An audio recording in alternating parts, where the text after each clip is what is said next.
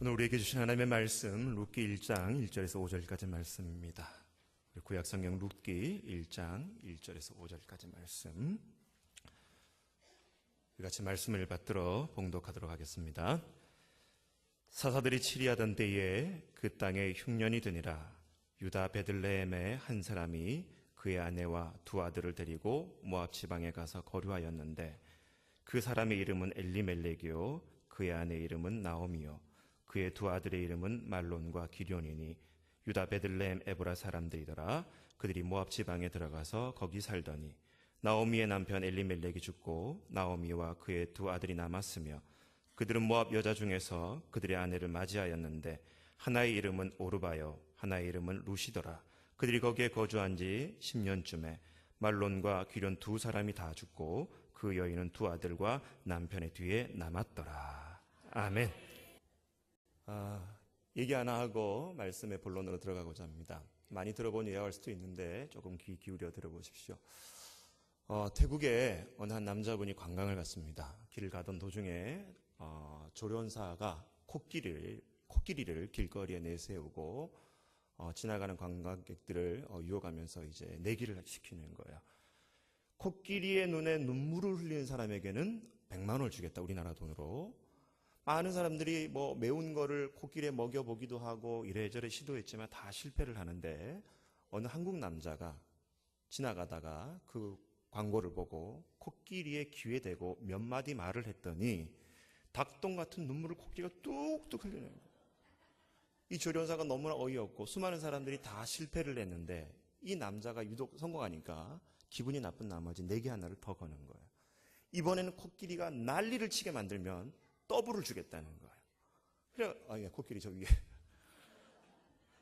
근데 또 이 남자가 코끼리의 귀에 대고 몇 마디 말을 했더니 코끼리가 정말 난리 난 채로 막 발광을 하는 거예요. 그래가지고 100만 원에다가 더블이 200만 원까지 주고 나서 이 남자를 불러다가 조련사가 자초지종을 묻습니다. 도대체 코끼리에게 뭐라고 얘기했길래? 그랬더니 이 남자가 하는 말이, 사실은 내가 코끼리의 귀에 대다고 얘기한 것은, 첫 번째, 나는 한국의 개척교회 목사인데 내가 교회 사역을 하면서 너무나 힘겨운 나머지 이 어려움을 간증으로 얘기했더니 코끼리가 감동을 받아가지고 눈물을 툭 돌리더라는 거예요. 두 번째로는 코끼리를 어떻게 난리나게 만들었냐 했더니 딱 한마디 했대요. 코끼리 귀에다 대고, 너 우리 교회 가서 같이 섬길래?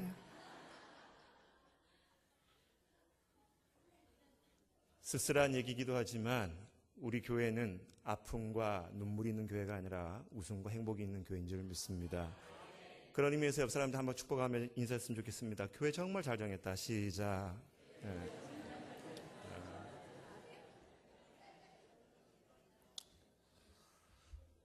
최근에 우리 뉴스에 많이 거론되고 있지만 삼성 갤럭시 노트 7이 화재가 나가지고 결국 단종이 되어지고, 오늘 뉴스에 보니까 무려 7조 원이라는 어마어마한 손실을 겪게 됐다 그래요. 우리 부목사님 중에 한 분이 제일 빨리 사셔가지고 자랑하다가 얼마나 요즘 어려움을 겪고 있는지 도와주시기 바랍니다. 성은 박시호, 이름은 병수라고 얘기 못하겠는데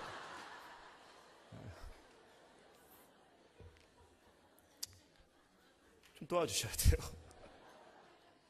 제가 먼저 안 샀더니 먼저 사더라고요.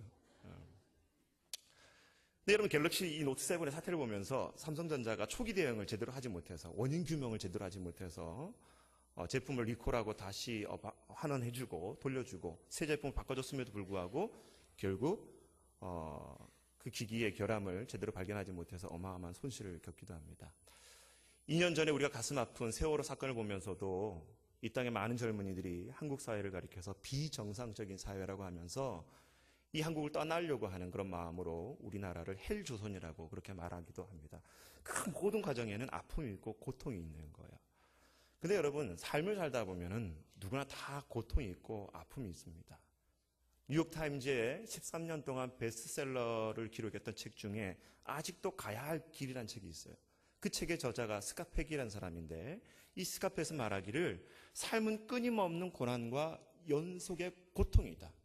그래서 사람이 어쩔 수 없이 살면서 고통과 고난이 일어날 바에는 그 고난과 고통을 통해서 지혜로운 사람은 교훈을 받고 가르침을 받는 사람이지만, 어리석은 사람은 그 고난과 고통을 외면하고 현실을 도피하려는 길을 택한다라는 거예요. 오늘 우리가 읽었던 본문에서도 마찬가지입니다. 엘리멜렉과 나오미, 그리고 우리 잘 알고 있는 룻이라는 여인이 등장을 하게 돼요. 그런데 그 가정에 어려움이 찾아오기 시작했다고 성경에 기록되어 있습니다. 그런데 이 가정의 시대가 언제냐면 우리가 성경의 시대를 아브라함의 족장 시대가 있고, 그 다음에 애굽 시대가 있고, 그리고 애굽에서 빠져나온 출애굽 시대가 있고, 그 다음에 가나안 땅을 정복하는 가나안 정복 시대가 있습니다. 그리고 이 정복 시대 다음에 이스라엘 백성들이 다 가나안 땅을 분배받고 머무는 때가 가나안 정착 시대인데, 이 정착 시대의 얘기가 바로 오늘 우리가 읽었던 바로 룻기 시대예요. 다른 말로 말하면 이스라엘 백성들이 가나안 땅을 다 정착하고 나서 하나님을 잘 섬겨야 될 그 사명이 있음에도 불구하고 그 사명을 못 지키는 연약함이 생기기 시작합니다. 자, 우리가 읽었던 사사시대의 그 본문의 배경을 잘 알 수 있는 것이 사사기 2장 10절에서 12절 말씀인데, 우리 방송실 띄워줬으면 좋겠어요. 같이 읽겠습니다. 시작. 그 세대 사람도 다 그 조상들에게로 돌아갔고, 그 후에 일어난 다른 세대는 여호와를 알지 못하며 여호와께서 이스라엘을 위하여 행하신 일도 알지 못하였더라. 이스라엘 자손이 여호와의 목전에 악을 행하여 바알들을 섬기며 애굽 땅에서 그들을 인도하여 내신 그들의 조상들의 하나님 여호와를 버리고 다른 신들 곧 그들의 주위에 있는 백성의 신들을 따라 그들에게 절하여 여호와를 진노하시게 하였으되. 아멘. 사사시대의 그 배경을 보다 보면 여호수아가 죽고 나서 가나안 정복을 했던 세대가 다 죽고 난 다음에 가나안 정복 2세대가 이제 자라나기 시작한 거예요. 그런데 문제가 뭐냐면 여호수아와 함께 하셨던 그 하나님을 이제는 알지 못하는 세대가 일어나기 시작했다는 거예요. 그러면서 그들이 하나님이 제일 싫어하는 우상이 그 땅에 들어오기 시작했고, 종교적으로 성적으로 타락한 시대가 그 땅 가운데 만연한 시대가 오늘 우리가 읽었던 룻기 시대였다는 거예요. 여러분, 우리가 이 얘기를 들으면서 기억에 넣게 있습니다. 따라합시다. 고통은 원인 규명을 잘해야 된다. 자, 여러분 해봅시다. 시작. 아멘. 여러분, 오늘 우리가 읽었던 룻기 1장 1절을 보다 보면은 그 사사시대에 룻기, 그러니까 엘리멜렉과 나오미가 살고 있었던 그 지역이 어디였냐면 베들레헴이라는 곳이에요. 하나님이 모세를 불러다가 그 젖과 꿀이 흐르는 땅이라고 알려줬던 땅이 가나안 땅인데, 가나안 땅을 다 분배하고 나서 그들이 기대했던 것은 그 땅 가운데 형통하게 풍성하게 복 있게 사는 삶이었어요. 그런데 하나님을 저버리고 우상을 섬기고 타락했을 때에 그들의 삶은 베들레헴의 흉년이 들었더라. 그런데 여러분, 이 베들레헴이라는 단어의 뜻이 뭐냐면 떡집이라는 단어예요. 여러분, 떡집에 흉년이 들었다는 게 이해가 되십니까? 먹고 살기에 풍족하고 하나님의 은혜로 누려야 될 이스라엘 백성들에게 찾아온 것은 풍성함이 아니라 기근이었고 흉년이었다는 거예요. 떡집에 떡이 많아야 되는 것이 당연하잖아요. 그런데 그 떡집마저도 먹을 것이 없어서 어려움을 겪는 시대가 찾아오기 시작했다는 거예요. 이쯤 되면 정말 깨어있는 사람이라면 왜 우리가 이 땅에 하나님이 약속하신 그 풍성한 은혜가 떠나가고 이 어려움을 겪게 됐을까? 말씀을 묵상하면서 깊이 되뇌어야 되는데, 이 엘리멜렉과 나오미는 말씀이 없는 시대를 살다 보니까 그들의 선택은 뭐냐면 현실을 도피하는 도피주의로 가지 말아야 될 곳으로 건너갔다라는 거예요. 여러분, 이스라엘 백성들이 얼마나 영적으로 무너졌냐면 사사기 본문을 쭉 펼쳐보다가 이 이스라엘의 상태를 단 한 구절로 정리한 구절이 있습니다. 사사기 21장 25절인데 우리 방송에서 같이 읽겠습니다. 시작. 그때에 이스라엘의 왕이 없으므로 사람이 각기 자기의 소견에 오른 대로 행하였더라. 이스라엘 백성들이 하나님 앞에 타락하니까 그들의 삶의 특징은 뭐냐면 각자의 소견에 오른 대로 자기 마음대로, 자기 생각대로, 자기 이성대로, 자기 경험대로 행동하는 삶이 만연해졌다는 거예요. 여러분, 우리 성경을 가만히 보다 보면 이스라엘 백성들을 부르신 이유, 그리고 신약 시대에 살고 있는 저와 여러분들이 하나님 앞에 구원받은 백성으로 부르신 이유와 뭔지 정확히 알아야 된다는 거예요. 자, 창세기 1장 26절에서 27절, 하나님이 인간을 만드실 때 인간을 왜 만들었는지 잘 규정해 주고 있는데 같이 읽겠습니다. 시작. 하나님이 이르시되 우리의 형상을 따라 우리의 모양대로 우리가 사람을 만들고 그들로 바다의 물고기와 하늘의 새와 가축과 온 땅과 땅에 기는 모든 것을 다스리게 하자 하시고 하나님이 자기 형상 곧 하나님의 형상대로 사람을 창조하시되 남자와 여자를 창조하시고. 자, 방송이 잠깐만 띄워주세요. 26절. 26절을 보다 보면 하나님이 인간을 만드실 때 뭘 따라 만들었다고요? 하나님의 형상을 따라. 그리고 뭐뭐대로? 하나님의 모양대로. 믿으십니까? 자, 그런데 여러분, 이 형상이란 단어가 우리가 쉽게 영어 성경을 가지고 설명하면 이미지란 뜻이에요. 히브리어로는 셀렘이라는 단어가 나오는데 뭐뭐를 조각하다, 다듬다, 빚다라는 단어가 나와요. 그러니까 하나님의 형상대로 우리가 지음을 받았다는 것은 우리가 하나님을 비추는 이미지가 있다는 거예요. 믿으시면 아멘. 근데 그 형상과 더불어서 모양대로라는 단어가 나오는데 이 모양은 형태, 그 다음에 닮음, 유사함 이런 단어가 나온다는 거예요. 다른 말로 말하면 우리가 하나님의 형상을 비출 때 어떤 형상을 비추냐면 하나님의 모양이 비춰지게 돼 있다는 거예요. 근데 이 하나님의 모양이 뭐냐면 우리가 잘 알고 있듯이 기독교 신앙에서 중요한 것이 뭐냐면 삼위일체 신앙입니다. 성부가 계시고 성자가 계시고 성령이 계시면서 이 각자의 위격, 인격을 가진 세 분의 하나님이 연합해서 하나를 이루는 것이 삼위일체라는 거예요. 그런데 여러분, 이 세 분의 하나님이 하나가 될 수 있는 비결은 뭘까요? 셋이서 하나가 될 수 있는 비결은 뭐예요? 따라합시다. 사랑. 사랑이 아니고서 세 분의 하나님이 하나가 될 수 없는 거예요. 삼위일체 하나님이 사랑으로 엮여져 있는 관계로 하나가 되어졌듯이 이 사랑을 비추는 모습으로 하나님의 형상을 닮은 우리를 빚으셨다. 아멘. 그러니까 우리가 하나님을 비추는 방법이 다른 것이 아니라 교회 와서 예배 잘 드리고요, 교회 와서 열심히 봉사하고 섬기는 게 아니라 내 삶 가운데 하나님의 형상인 그 사랑을 비출 때 하나님을 닮은 것이라고 얘기할 수 있는 거예요. 그래서 여러분, 이 목적 때문에 하나님을 떠난 수많은 죄인들이 이 사랑의 삶을 통해서 하나님을 알고 하나님 품으로 돌아오도록 이스라엘 백성들을 하나님께서 부르셨다는 거예요. 그래서 모세가 시내산에 도착했을 때 출애굽기 19장 6절을 보다 보면 하나님께서 이렇게 얘기합니다. 모세야, 너가 가서 너희 이스라엘 백성들에게 너희는 내 제사장 나라가 되며 거룩한 백성이 되리라. 이 말을 일러주라는 거예요. 너희가 내 제사장 나라가 되겠다. 다른 말로 말하면 이스라엘 백성들의 사는 모습을 통해서 하나님을 떠난 사람들이 하나님을 알고 하나님께로 돌아오게 하겠다라는 하나님의 목적이 있는 줄 믿습니다. 그러나 하나님께서 구약시대에 이 이스라엘의 그 마음이 삐뚤어진 마음으로 결국 이 뜻이 이루어지지 않아요. 그러니까 하나님께서는 마지막으로 이 땅에 주는 메시지로 당신의 아들 예수 그리스도를 이 땅에 보내셔서 참된 사랑이 뭔지, 그리고 하나님이 원하셨던 인간이 인간답게 사는 법을 보여주기 위해서 하나님의 아들 예수 그리스도가 이 땅에 오셔서 몸으로 우리에게 가르쳐 주신 것이 아버지의 사랑이라는 거예요. 그리고 예수를 믿는다는 것은 그 받은 사랑만큼 내가 더불어서 이 세상에 살아가야 된다는 거예요. 여러분, 구원받은 것이 죽어서 하나님 나라 가는 게 아니라는 거예요.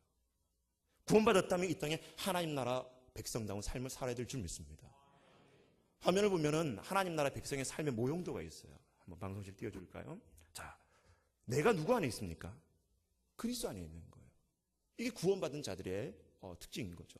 내 안에 그리스도가 살아계신데. 근데 내 안에 그리스도가 살아계시다면, 또 내가 그리스도 안에 있다면 제일 먼저 하나님과의 관계가 회복될 줄 믿습니다. 하나님을 목숨을 다해 사랑하는 거예요. 그런데 이것을 끝나는 게 아니라는 거죠. 하나님은 세상을 향해서, 원수를 향해서 내가 받은 그 사랑으로 그 세상과 이웃을, 심지어 원수까지도 사랑하라고 명령하셨습니다. 그리고 내가 받은 은사와 그리고 그 구원받은 감격을 가지고 내가 속해 있는 몸된 교회 공동체를 봉사하고 섬기라고 가르쳐주고 있는 거예요. 그리고 거기서 끝나는 것이 아니라 구원받은 나 자신에 대해서는 끊임없는 자존감을 회복해서 하나님 백성답게 살으라고 명령하고 있는 줄 믿습니다. 이것이 하나님 나라의 백성의 모습이라는 거예요.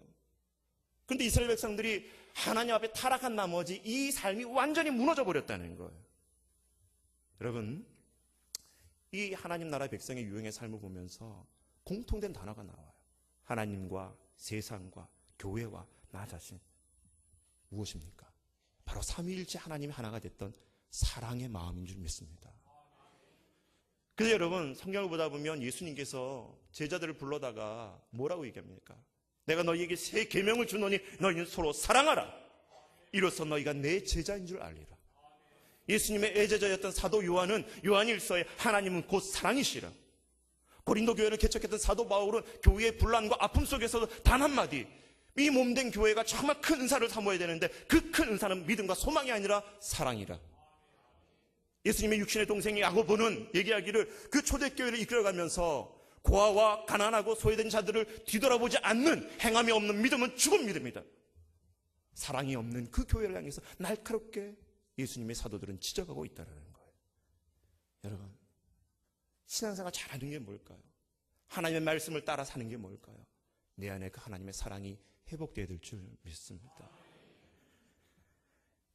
이 사명을 위해서 여러분, 모세와 여호수아는 이스라엘 백성들에게 끊임없이 강조했던 게 뭐냐면 이 말씀을 내 입에서 떠나지 말게 하라는 거예요. 제사장 나라답게 하나님 백성답게 살기 위해서는 말씀이 주야로 내 입에서 떠나지 않도록 가르치고 권면하라는 거예요. 심지어 이스라엘이 가나안 땅을 정복하고 나서 그 가나안 땅에 분배할 때에 특별히 레위인들은 땅을 분배하지 않았어요. 그저 다른 지파가 머물고 있었던 48개 성읍에 이 레위인들을 파견시키면서 그곳에 다른 생계를 위해서 일하지 말고 레위인들은 일주일 동안 삶을 살면서 하나님 앞에 제사를 할 것과 그 다음에 이 율법을, 말씀을 그 지파 사람들이 잘 지켜 행할 수 있도록 가르치는 일에만 전념하도록 레위인을 특별하게 부르셨다는 거예요.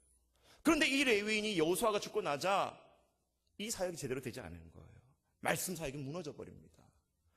그러니까 우리가 사사기 끝부분을 읽다 보면은 성경에도 막장 드라마가 등장하는데 이 레위인이 얼마나 타락하냐면 아론의 자손이 아님에도 불구하고 에브라임의 미가라는 청년이 지나가던 레위 한 사람 불러다가 너 우리 집에 제사장해 하면서 제사장 의복을 입히고 돈을 주면서 자기가 제사장이 될 수 없음에도 불구하고 그 레위인이 제사장 역할을 해요. 지나가던 단지파가 이 미가의 집에 제사장이 있는 것이 너무나 부러워서 이 레위 청년을 끌어다가 자기 지파의 제사장 삼겠다고 해가지고 제사장을 함부로 빼앗아 갑니다. 정상적인 제사장이 아님에도 불구하고. 그 다음 장 읽다 보면은 유대 지역에 있었던 레위인이 첩을 뒀다라는 얘기가 나와요. 그래 부부싸움을 했겠죠. 그리고 자기 친정으로 가고 있는 첩을 데려오기 위해서 데려가다가 올라오는 길에 베냐민 지파 땅에 머물게 되는데 그날 밤에 이 베냐민 남자들이 이 레위인과 관계를 하겠다고, 다른 말로 말하면 동성애를 하겠다고 하면서 남자를 끄집어 가려고 그러는 거예요, 레위인을. 그러니까 그 집 주인이 그지 말고 우리 집 딸과 이 여인의 첩을 데려다가 당신들 마음대로 하라고 내줬더니 밤새도록 농간을 하고 죽은 상태로 시체를 그 문 앞에다가 버리는 일들이 벌어지는 거예요. 이 레위인이 너무나 열받은 나머지 그 시신을 자기 집에까지 데리고 올라가가지고 너무나 분개한 나머지 이 베냐민 지파를 그냥 두면 안 되겠다. 그래서 결국에는 레위인이 여러분 피를 함부로 만지면 안 되잖아요. 근데 죽은 시신을 가지고 토막을 내가지고 자루에 담아가지고 자기 지파, 나머지 지파에게 그 시신을 뿌립니다. 보내는 거예요. 여러분 마치 이 내용은 제 성경에만 있는 것처럼 여러분 지금 반응하시는데 여러분 성경에 똑같이 제 성경에도 있는 내용입니다. 이게 여러분 사사시대의 막장 드라마 얘기라는 거예요. 여러분 말씀이 되어야 될 줄 믿습니다. 목회자들, 저부터 대한민국의 수많은 목회자들이 다른 거 다 둘째치더라도 말씀을 제대로 가르치는 일이 되어져야 되는데 시대가 변하면서 지나면서 많이 변질되고 있잖아요. 교인들도 죄에 대한 설교, 깨우침의 설교는 별로 달갑지 않고 그래서 달달한 설교, 잘 되는 얘기, 형통한 얘기, 거기에는 아멘 잘하지만 말씀으로 씨름하고 내 영과 혼과 간절과 골수를 찔러 쪼개고 변화돼야 될 그 말씀 앞에는 귀를 닫는 우리들의 시대는 아닙니까? 말씀으로 다시 돌아가고자 합니다. 오늘 이 엘리멜렉의 가족은 자신들의 삶에 어려움이 왔을 때 왜 젖과 꿀이 흐르는 땅에 흉년이 들었을까? 이 문제 앞에 말씀을 가지고 씨름해야 되는데 그러지 못했다라는 거예요. 여러분 사람이 감기가 걸리게 되면 어떤 사람은 어떤 감기약이 제일 잘 낫느냐 감기약을 찾는 사람이 있지만은 어떤 사람은 내가 왜 감기에 걸렸을까? 내가 손발을 제대로 씻지 않았을까? 내가 과로했을까? 아니 나쁜 습관이 들었을까? 자기 삶을 고치기 위해서 되뇌이는 사람이 있다는 거예요. 마찬가지입니다. 여러분 우리 삶에 고통이 있거들랑 어려움이 있거들랑 말씀으로 돌아가는 은혜가 있기를 주의 이름으로 축원합니다. 그리고 여러분 그 말씀이 나를 지배할 수 있도록 여러분 끊임없이 말씀을 배우고 깨우치는 일에 열심을 다하는 우리 모두가 될 수 있기를 주의 이름으로 축원합니다. 두 번째, 오늘 본문의 말씀을 통해서 우리가 깨달아야 될 것은, 따라합시다. 궤도 이탈은 금지. 여러분, 오늘 우리가 읽었던 본문 중에 이 엘리멜렉과 나오미가 자신이 살고 있었던 베들레헴의 흉년이 들었을 때 그 흉년을 모면하기 위해서 이주한 곳이 어디라고 기록되어 있습니까? 모압 땅이에요. 모압 땅이 여러분 어딘지 아시죠? 잘 모르면 그냥 넘어갈게요. 성경 보다 보면 이스라엘 백성들이 가나안 땅에 들어가기 전에 요단강을 기준으로 해가지고 요단 동편이 대부분 모압 평지고 요단 서편이 가나안 땅이라는 거예요. 근데 모세가 이스라엘 백성들을 데리고 그 모압 평지까지 왔지만은 가나안 땅에 들어가지 못했잖아요. 근데 이 모압 평지에 대해서, 모압 땅에 대해서 하나님께서 뭐라고 얘기하냐면 신명기 23장에 보다 보면 이스라엘 백성들 총회에게 말하기를 이 모압의 족속들이 여호와의 총회, 이스라엘 총회에 들어오지 못하게 하겠다는 거예요. 그들의 너무나 죄가 큰 나머지 이스라엘 백성들은 그 모압을 향해서 축복을 빌지도 말고 그들이 잘 되기를 바라지도 말라고 하면서 모압을 엄청나게 저주하십니다. 가지 말아야 될 곳이라는 거예요. 하나님께서 싫어하는 곳이라는 거예요. 근데 이 엘리멜렉은 다른 이스라엘 백성들과 마찬가지로 하나님 말씀을 제대로 깨닫지 못하고 말씀이 없는 시대의 삶을 살다 보니까 조그만 어려움이 생겼음에도 불구하고 하나님이 가지 말아야 될 곳을 지정했음에도 불구하고 그곳으로 갔다는 거예요. 여러분, 전도서 7장 14절 말씀, 우리 한번 같이 말씀을 같이 읽겠습니다. 시작. 공고한 날에는 되돌아보아라. 이 두 가지를 하나님이 병행하게 하사 사람이 그의 장래일을 능히 헤아려 알지 못하게 하셨느니라. 아멘. 여러분, 엘리멜렉이 말씀을 깊이 묵상하고 하나님의 임재 가운데 거하는 사람이라면 그 어려움 속에서도 바른 분별을 했을 거예요. 우리가 여러분 고통이 찾아올 때 말씀이 없으니까 여러분 방자히 행하는 모습들이지 않습니까? 이스라엘 백성들처럼 각자의 소견에 옳은 대로 행하는 모습이지 않습니까? 이 엘리멜렉이 그 실수가 거기 나타나는 거예요. 말씀이 없으니까 가지 말아야 될 곳으로 갔다라는 거예요. 여러분, 하나님은 살아계시고 역사하신 줄 믿습니다. 하나님의 큰 갈망이 있어요. 근데 그 하나님의 큰 갈망이 뭐냐면 우리가 하나님을 알아가고자 하는 갈망보다 하나님이 하나님 자신을 우리에게 알리게 하는 그 갈망이 더 큰 줄 믿습니다. 그래서 하나님은 지금도 집요하게 우리로 하여금 하나님을 알도록 하는 사역을 집요하게 하고 계시다는 거예요. 성령님을 통해서, 교회를 통해서, 목회자를 통해서, 여러분 주변의 모든 일들을 통해서 하나님은 하나님 자신을 지금도 알리게 하는 줄 믿습니다. 그래서 여러분, 이 엘리멜렉이 가지 말아야 될 곳, 하나님이 저주하셨던 그 모압 땅을 향해서 건너가게 되는데 우리가 성경을 가만히 보다 보면 가지 말아야 될 곳을 가지 않고 그리고 정체성을 잃어버릴 위기 속에서도 정체성을 잃어버리지 않은 민족과 사람들이 있어요. 기드온의 300용사는 물이 너무나 먹고 싶은 그 순간에도 하나님의 백성의 정체성을 유지한 채 물을 아름답게 먹습니다. 자신의 정체성을 지켰던 거예요. 여러분, 다니엘도 바벨론의 포로로 끌려갔을 때 다른 많은 친구들은 왕의 진미와 포도주를 먹고서 그냥 묻혀가고 타협했지만은 이 다니엘과 세 친구는 여러분 왕의 진미와 포도주를 거부한 채 하나님의 백성의 자존심을 지킬 줄 알았다는 거예요. 예수님께서 이 땅에 오셔서 처음에 공생애를 시작했을 때 사탄이 세 가지 시험을 합니다. 돌이 떡이 되게 하라. 그리고 성전 꼭대기에 뛰어내려봐라. 그리고 나에게 절해봐라. 근데 이 사탄이 예수님에게 주어진 세 가지 시험은 다 이유가 있는 거예요. 그게 뭐냐면 너가 이 땅에 만왕의 왕으로 왔다면 이 세 가지 유혹을 잘 들어준다면 내가 말한 그 유혹을 너가 한다면 이 세상의 많은 사람들이 쉽게 너를 만왕의 왕으로 인정할 거야. 돌이 떡이 되게 하십시오. 돌이 떡이 되게 해보십시오. 많은 사람들이 놀라지 않겠습니까? 성전 꼭대기에 내릴 때 천사가 그 발을 받쳐준다면 많은 사람들이 그것을 보고 메시아라고 쉽게 인정하지 않겠습니까? 그리고 나에게 절을 한다면, 사탄에게 절을 한다면 이 세상 만왕의 왕국을 다 너에게 주겠다. 쉽게 왕이 될 수 있는 거예요. 그런데 예수님께서는 그 모든 세 가지 제안을 거절합니다. 왜? 예수님께서 이 땅에 오신 메시아는 다른 것이 아니라 십자가를 지고 가야 되기 때문에 타협하지 않았다는 거예요. 그러나 성경을 반대로 읽다 보면 궤도를 이탈한 사람이 있습니다. 이스라엘의 초대 왕으로 기름 부음 받았던 사울은 하나님의 신을 떠난 사람이었어요. 예수님의 제자였던 유다는 마지막 예수님을 팔아먹은 사람이었어요. 사도 바울의 마지막 지하 감옥에서 순교할 때 예수님을 따랐던 데마라는 사람은 사도 바울의 비참한 모습을 보고서 세상이 부러워서 세상으로 돌아갔다 그랬습니다. 여러분, 우리가 삶을 살 때 이 태양과 점점 멀어지면은 남극과 북극이 추운 것처럼 하나님을 멀리 떠나게 되면 우리의 인생이 비참하는 줄 아시기 바랍니다.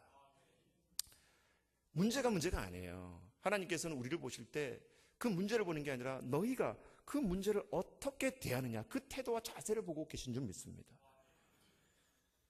시편 11편 말씀을 가만히 읽다 보면 이 시편은 다윗이 압살롬에게 쫓김을 당했을 때 쓰여진 시편이라고도 하기도 하는데, 시편 11편 1절에 보다 보면은 다윗이 나는 여호와께 피했는데 많은 사람들이 말하기를 너는 새와 같이 저 산으로 도망하라고 비아냥거리는 거예요. 근데 다윗이 11편 3절에 이렇게 고백합니다. 여호와께서는 그의 성전에 계시고 여호와의 보좌는 하늘에 있으며 그의 눈이 인생을 통촉하시고 그 안목이 그들을 감찰하시는도다. 여러분, 우리가 힘들고 어려울 때라도 벗어나지 말아야 될 궤도가 있는 줄 믿습니다. 힘들고 어려울 때 내가 하나님의 임재 안에 머물고 있다면 폭풍우가 지나가듯이, 그리고 지나간 다음에 해가 뜨듯이 우리의 인생이 회복될 줄 믿습니다. 그리고 세 번째, 오늘 우리에게 주신 본문의 교훈은 따라합시다. 회복의 자리로 돌아가라. 시작. 어떤 사람이 사막을 막 헤매요. 밤새도록 헤맵니다. 근데 헤매다 보니까 어떤 발자국이 나타나가지고 이 발자국을 쫓아가다 보면은 오아시스를 만날 수 있겠구나. 오아시스를 향해서 그 발자국을 따라가는 거예요. 그런데 한참 가다 보니까 자기가 발견한 것은 그 발자국은 다른 사람의 발자국이 아니라 자기 발자국이었던 거예요. 그러면서 여기서 삶을 포기하려고 할 수도 있었겠지만 이 사람은 하늘을 쳐다보면서 북극성을 찾기 시작합니다. 그리고 그 북극성을 가지고 좌표를 찾아서 자기가 가야 될 곳을 찾아서 생명을 살렸다는 거예요. 여러분, 우리 인생의 북극성이 어디입니까? 여호와 하나님인 줄 믿습니다. 한순간의 선택이 여러분 10년을 좌우를 해요. 아니, 평생을 좌우하기도 합니다. 집안에 여러분 냉장고를 사더라도, 세탁기를 사더라도, TV를 사더라도 보통 10년 이상을 생각하는 거예요. 한 번의 선택이 우리 인생을 좌우한다는 거예요. 그런데 여러분, 이 선택은 항상 나를 위한 선택이 아니라 하나님을 향한 선택이 될 줄 믿습니다. 오늘 본문 말씀에 우리가 뒷구절에 나오지만은 이 룻기 1장 6절 말씀 같이 읽겠습니다. 시작.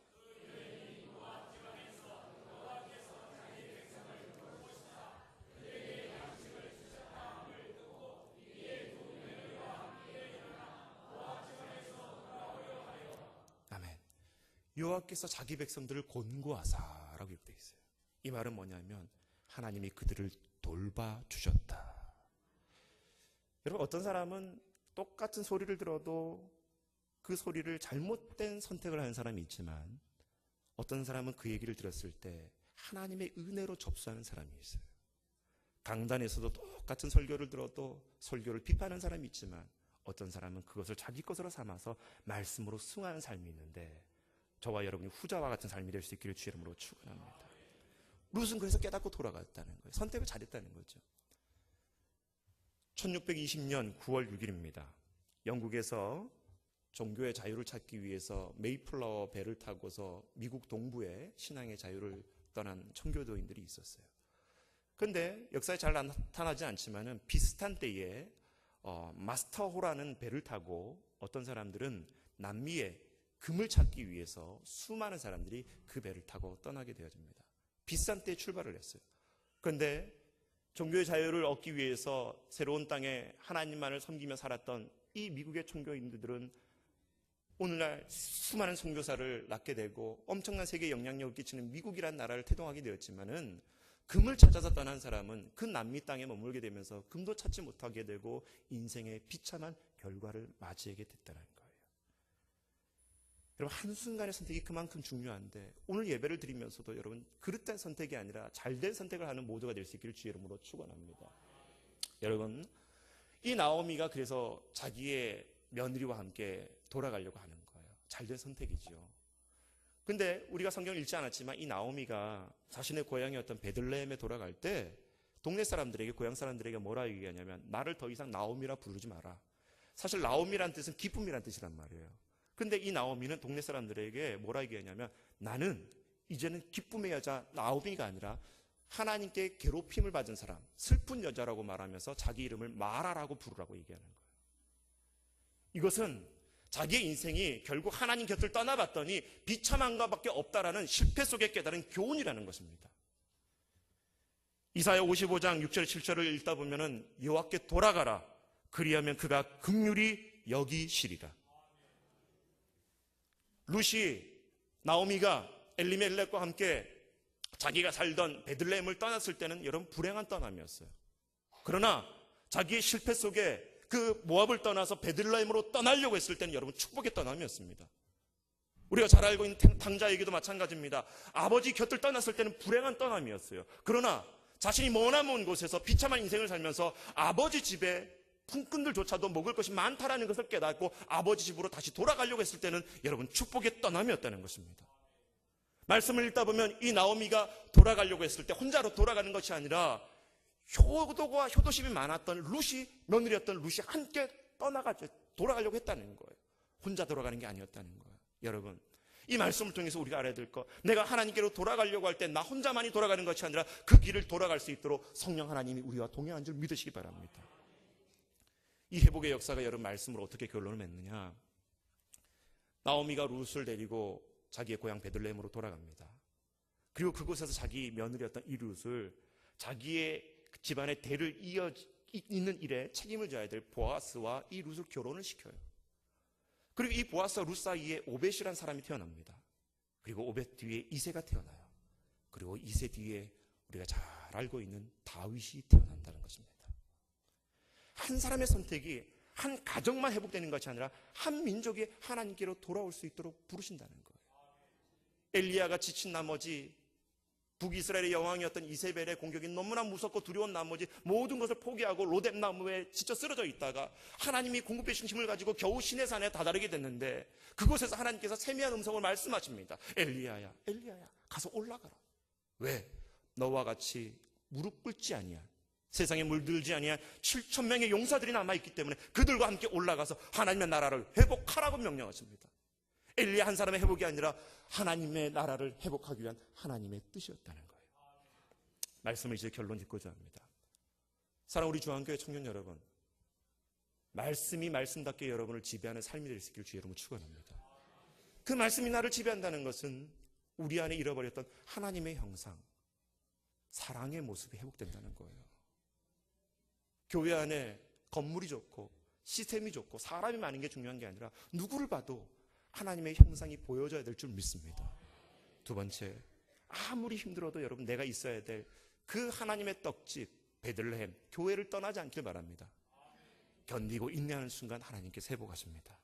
그리고 혹시라도 지금 벗어나 있다면 하나님 지금 당장 우리를 그 회복의 자리로 불러주시는데 나는 한 발자국 옮기는 것처럼 보여진다 할지라도 하나님께서는 이 발걸음을 들어 역사하여 주셔서 나 개인뿐만 아니라 우리 가정 그리고 우리 민족 공동체를 회복하시는 좋으신 하나님인 줄 믿습니다. 이런 은혜가 여러분 모두에게 되기를 주의 이름으로 축원합니다. 오늘 이 시간에 우리가 함께 말씀을 생각하면서 찬송했으면 좋겠는데 우리 찬송가 273장 좀 불을 낮춰주시기 바라고요. 우리 부목사님들 앞으로 나올 때에 오늘 이 시간에 하나님께서 연약한 우리들을 부르십니다. 내가 돌아가야 될 곳이 어디인지 그리고 말씀이 말씀답게 대하지 못했던 나의 연약함이 무엇인지 보기 원하십니다. 그리고 그것을 회복하기 원하십니다. 오늘 주님의 기도의 고백과 말씀의 역사가 우리 가운데 있어지기를 주님의 이름으로 축원합니다.